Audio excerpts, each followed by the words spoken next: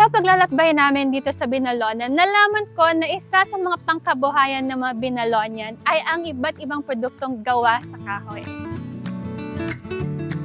So tara, silipin natin.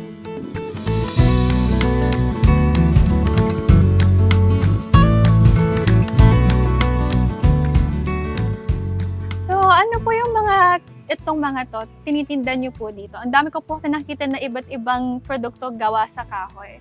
Opo, Opo. tinitinda ko po ito. Ito po yung sandok, Mhm. kahoy na klaseng lanuti. Lanuti. Lanuti po. Lanuti, okay. At ito pong sangkalan po, Mabigat po ba to? Baka hindi naman po gaano ma'am. sakto na. Okay. Kahoy po ito ng sampalok. Sampalok. Opo.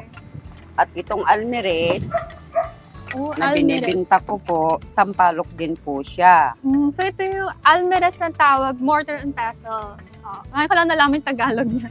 Almeres. Opo. Okay. Ito naman, yung tabla po, Mm-mm.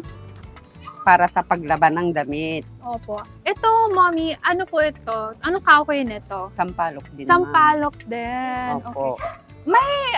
Kantangian ba yung sampalok kaya ito yung ginagamit? Matibay. Matibay po, Mhm. ma'am. Yan po yung matibay na dapat gawing sangkalan, ganyan, at saka Okay. sa paglaba. Opo. At ito rin po yung tinatawag naming mangkok. Mangkok po. Opo, mga mangkok. Oo. Akasya Cute. po ito. Oo. Kahoy ng akasya po Mm-mm. yan, ma'am. Oh, mami, iba-iba yung ano mo, yung shape, tapos laki ng mga sangkalan.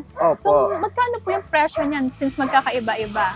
Kumbaga ito po ganito kalaki, Oo. pwede na rin siya ito sa 300, ma'am. May maliit din kami. Ito pang bahay to, mami eh. Sa ganitong liit lang, ma'am, 50 Mm-mm. pesos Oh, to 40 pesos lang to. 40 to 50. Mura na. Mura na.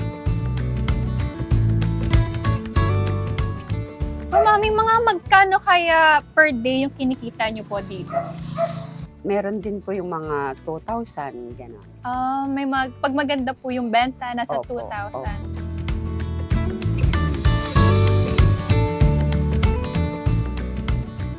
Ayan, kung gusto nyong bumili ng mga sandok na kahoy, mga sangkalan, pwede nyo siyang bisitahin dito sa Barangay Sili sa Binalonan. And there are times kasi na wala ring tinda si na mommy, so para maka-help din. And then, of course, para may magamit kayo sa bahay nyo, diba? So, ayan, visit kayo dito.